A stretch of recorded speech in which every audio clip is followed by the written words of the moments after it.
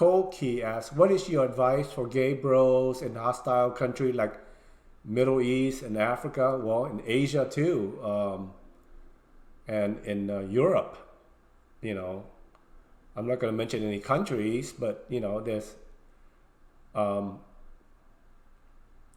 and basically they're hostile. It's because the whole, it's just not the gay part, it's just the whole culture hasn't, you know, sometimes some culture are 10 years behind, 20 years behind, 30 years behind, and you know, you just have to wait for you know, time will change. You know, in the 80s here, I mean, it's only, oh my God, how many years ago? 40 years.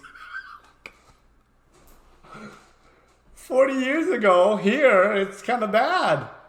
You know, I mean, you're 40, the 80s, that's 40 fucking years ago. Shit. In this country, you know, I mean, when I go to school, there was like nothing.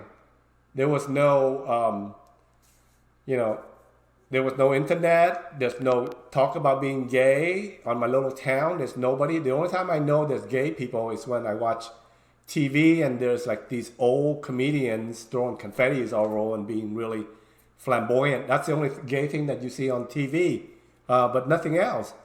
So 40 years ago here is the same. I mean, it's time. Just have to, you know, the country. You have to wait for the time to go, because I lived in a hostile country back then. And, you know, I mean, there was like no gay people. When I lived, I don't know if there's any gay people at all. That's why, you know, that's why like guys in my generation was so hypersexual, because when they were growing up, there was no, you know, there's no dating or anything sexual.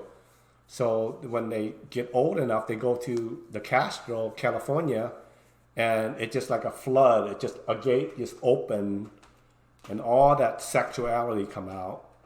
And my breed is a dying breed, because it's, you know, now you guys are like, you know, Pornhub, you know, the computer, you got grinders, you got all this shit, and everybody's, the PC bros are out there, you know, protecting everybody, and, you know, everything is cool.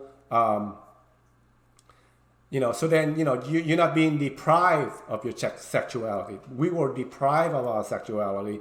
That's why we were so sexual. That's why I'm such a whore. It's because I didn't get it when I was younger. But it could be also, it's hard to tell. It could be, it might be my generation, or maybe I'm just a whore altogether. We don't know. We don't know whether I'm just a whore or I'm a product of my deprived of sex generation. We will never know, you know, so it's hard to tell if I'm born a slut or it's because of my upbringing that caused me to be a slut. But you know, my kind of creature is disappearing. You won't see, you know, the sluttiness. This is a rarity. You won't see the sluttiness again in the future.